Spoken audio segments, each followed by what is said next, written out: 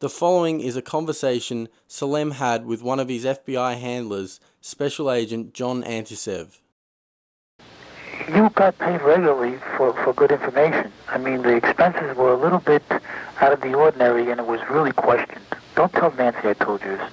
Well, I have to tell her, of course. Well, then if you have to, you have to. Yeah, because, I mean, the lady was being honest, and I was being honest, and everything was submitted with a receipt. Yeah. And now it's questionable. It's not questionable. It's like a little out of ordinary. Okay. You know. All right. I don't think it was. If that's what you think, guys, fine.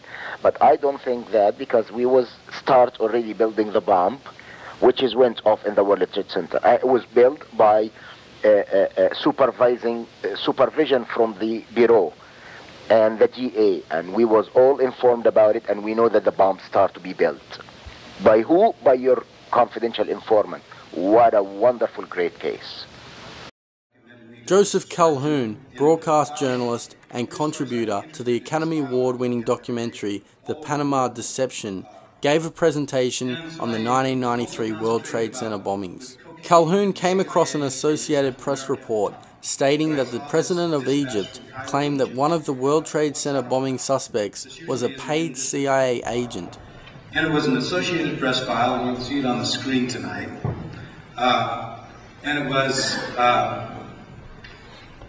the President of Egypt, Hosni Mubarak, the basic gist of it, has claimed that Sheikh Abdul Rahman, who's been suspected in the World Trade Center bombing, is a paid CIA agent. I thought, wow, that is breaking news. That should be on CNN. But that story never made the light of day, and that was May 28, 1993. Nowhere. Within 24 hours, Sheikh Abdul Rahman was arrested for immigration violations.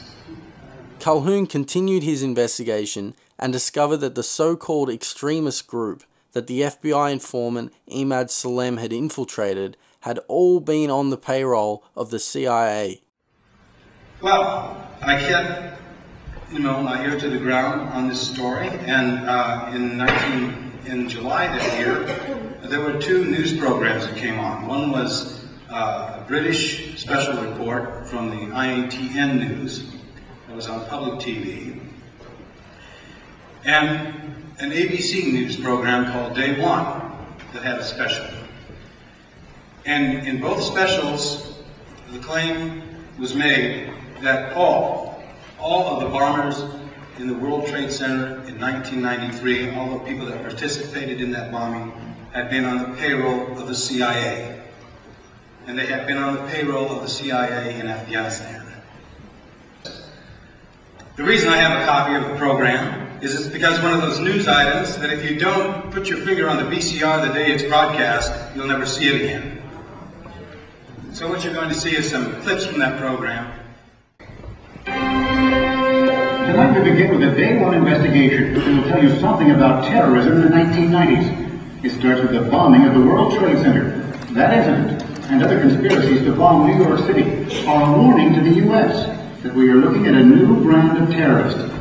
The suspects captured in New York make up an unlikely group of alleged terrorists, cab drivers, stop clerks, a gas station attendant, apparently operating on their own with no single cause or sponsor. Well, it turns out that one nation did, in fact, unwittingly pay to train some of these people, and at one time supplied them and others like them with billions of dollars in weapons.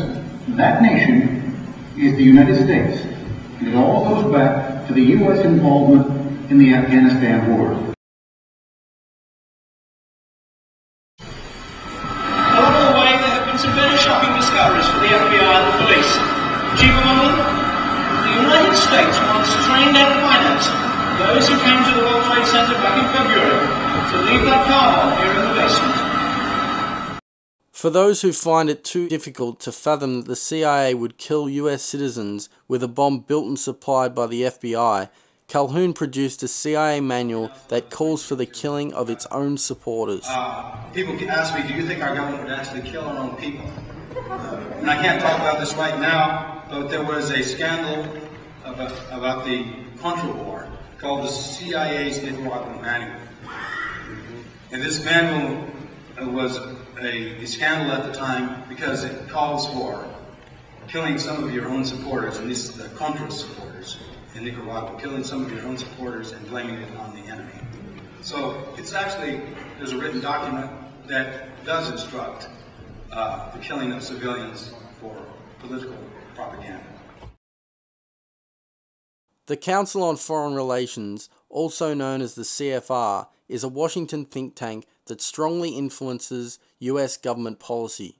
The CFR was founded in 1921, shortly after the end of World War I. The United Nations, the International Monetary Fund, and the World Bank were all stated goals of the CFR. 47 CFR members, including Nelson Rockefeller, attended the San Francisco meeting that drafted the Charter of the United Nations. Members include past presidents, secretaries of state, Pentagon and NATO military leaders, media owners, and Supreme Court justices. David Rockefeller, John Kerry, John Edwards, Colin Powell, Bill Clinton, Hillary Clinton, and Michelle Obama, Barack Obama's wife, are all members of the Council on Foreign Relations. Vice President Dick Cheney revealed that he was a former director. It's good to be back at the Council on Foreign Relations. As Pete mentioned, I've been a member for a long time and was actually a director for some period of time. I never mentioned that when I was campaigning for re-election back home in Wyoming. Every CIA director since 1966 has been a member of the Council on Foreign Relations. On the 26th of March